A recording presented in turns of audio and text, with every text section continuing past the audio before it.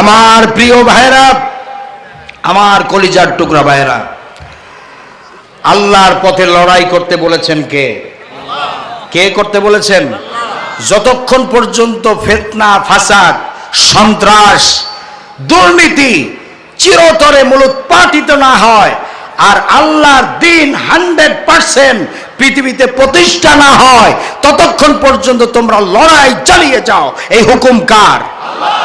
আল্লাহ রাব্বুল আলামিন বলেন, ওয়াকাতিলুহুম হাত্তা লা তাকুনা ফিতনাতু ওয়া ইয়াকুনা দ্বীনু কুল্লুহু লিল্লাহ। লড়াই করো, সংগ্রাম করো যতক্ষণ পর্যন্ত আল্লাহর জমিন থেকে ফিতনা, ফাসাদ, সন্ত্রাস, চিরতরে দুর্নীতি মূলোৎপাটিত না হয়, ততক্ষণ পর্যন্ত লড়াই করো। যদি তোমরা লড়াই না করো, ইল্লা তাফআলুহু তাকুন ফিতনাতু ফিল আরদি ওয়া ফাসাদুন কাবীর। যদি লড়াই না করো, যদি সংগ্রাম না করো, তাহলে এমন ফিতনা, ফাসাদ, এমন বিপর্যয়, এমন আয়না ঘর, এমন গুমের সংস্কৃতি তোমাদের সমাজে চালু করে দেওয়া হবে। মামলা, হামলা, জেল, জরিমানায় তোমাদের শ্বাস নিঃশ্বাস ফেলার সময় শক্তিটুকুন তোমাদের থাকবে না, ঘুম হারাম হয়ে যাবে। আর আদালত পাড়ায়, কোর্টের বারান্দায় হাঁটতে হাঁটতে তোমাদের পায়ের তলা ক্ষয় হয়ে যাবে, জুতার সোল তোমাদের ভেনিশ হয়ে যাবে, তারপরেও তোমরা রক্ষা পাবে না যদি তোমরা লড়াই না করো। লড়াই করতে বলেছেন কে? আমার কলিজার টুকরা ভাইয়েরা, আল্লাহর রাসূল বলেছেন, ফামান জাহাদাহুম বিয়াদি ফাহুয়া মুমিন। যে ব্যক্তি শক্তি প্রয়োগ করে, হাত দিয়ে লড়াই করে, সে হচ্ছে ফার্স্ট ক্লাস মুমিন। কোন সুবহানাল্লাহ।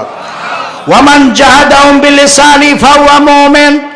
যে ব্যক্তি জিহ্বা দিয়া, লিসান দিয়া, জবান দিয়া অন্যায়ের বিরুদ্ধে লড়াই করে, সে হলো সেকেন্ড ক্লাস মুমিন। ওয়ামান জাহাদাহুম বিকলবি ফাহুয়া মুমিন। এরপরে যে ব্যক্তি অন্তরে ইচ্ছাতা চিন্তা করে, এই জাহেলি সমাজ ভেঙে ইসলামী সমাজ কিভাবে প্রতিষ্ঠা করা যায়, এই পরিকল্পনা যারা মনে মনে এই কল্পনা যারা করে, তারা হচ্ছে থার্ড ক্লাস মুমিন। ওয়ালাইসা ওয়ারা যালিকা মিনাল ঈমানে হাব্বাতু খারদালেন। আল্লাহর নবী বলেন, যার দিলের ভিতরে আল্লাহর জমিনে আল্লাহর দ্বীন প্রতিষ্ঠার চিন্তা যার দিলের ভিতরেও নাই, সেই ব্যক্তির ভিতরে যাররা পরিমাণ ইমানের লেশ মাত্র নাই। নাউযুবিল্লাহ। আমার ভাইয়েরা, লড়াই করতে হবে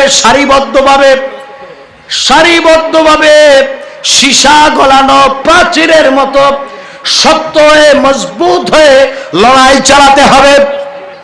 আপনারা প্রমাণ দেখেছেন, বাংলাদেশে গত 15.5 বছর এদেশের বড় বড় রাজনৈতিক দলগুলি আন্দোলন করেও নমরুদি বেগম হাসিনার মসনদ নাড়াতে পারে নাই। ঠিক না বেঠিক? কিন্তু এই যে উত্তরাঞ্চলে রংপুরের আবু সাইদ, সে সীসা গলানো প্রাচীরের মতো গুলির মুখে দাঁড়িয়েছিল, বুক পেতে দিয়া। সীসা গলানো প্রাচীরের মতো নিজের বুকটাকে গুলির সামনে পেতে দিয়ে দাঁড়িয়েছিল। গুলির ভয়তে যাররা পরিমাণ তার পদস্খলন হয় নাই, পিছপা হয় নাই।